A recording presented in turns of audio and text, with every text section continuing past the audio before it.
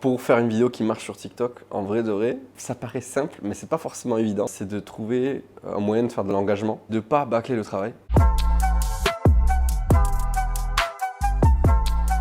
Je m'appelle Tuvok, j'ai 23 ans, je fais des vidéos où je note des gens dans la rue et quand les gens réussissent les challenges, on met un maximum de bonne énergie sur eux. Vous avez pu le voir sur TikTok notamment où grâce à ce concept, je suis monté à 12 millions d'abonnés.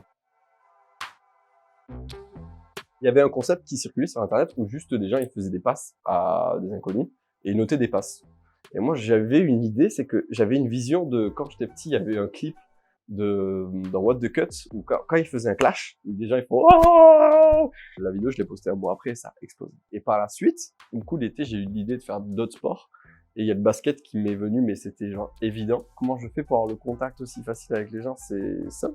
Quand il y a un bon angle, qu'il y a une bonne luminosité, on fonce, on court vers la personne et en fait elle comprend pas trop les plus courts.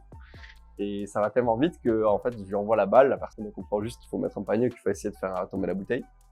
Et ça part de là en fait. Pour faire une vidéo qui marche sur TikTok, en vrai de vrai, ça paraît simple, mais c'est pas forcément évident de faire des vues sur TikTok déjà. C'est de trouver un moyen de faire de l'engagement, de pas bâcler le travail. Il y a une sorte de recette à suivre et cette recette, tu vas commencer à la toucher petit à petit en faisant des vidéos, en essayant de trouver du coup des concepts qui marchent, en faisant des trucs que tu aimes faire et que tu as envie de partager avec tes potes, que tes potes ont envie de partager, et puis après ça prend une ampleur. Créer une connexion, et même au fil de la vidéo, quand les gens ils regardent, qu'ils soient apportés de A à Z. Je donnerais aussi un autre conseil, ça paraît anodin, personne ne vous donne ce conseil, parce que généralement on dit ouais, fais du bon contenu, tac tac tac, et ça va marcher, tu vois. Bon, oui et non.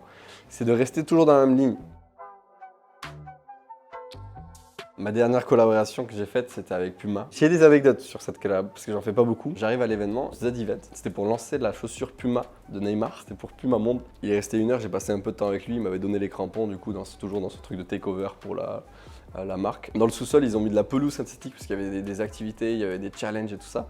J'ai affronté d'autres footballeurs et donc voilà, j'ai hosté le compte pendant toute la soirée. Si j'ai un conseil pour les marques qui regardent ces vidéos, parfois il n'y a pas forcément le temps pour le créateur de faire vraiment le concept abouti parce qu'il y a une deadline qui arrive très vite et qu'au final il y a plus de temps pour la préparation que vraiment pour le tournage. Si vous comptez faire une collaboration avec des influenceurs, il faut essayer de prévoir large et de commencer à valider le projet le plus vite possible. C'est un stress, mais c'est un bon stress, ça nous permet de se dépasser. On a l'habitude de gérer tous ces projets en même temps. Deuxième conseil, c'est que vraiment, en tant que créateur, c'est trop important d'avoir des marques qui viennent et qui sont dans la même lignée que moi pour qu'il y ait vraiment une cohésion dans les projets.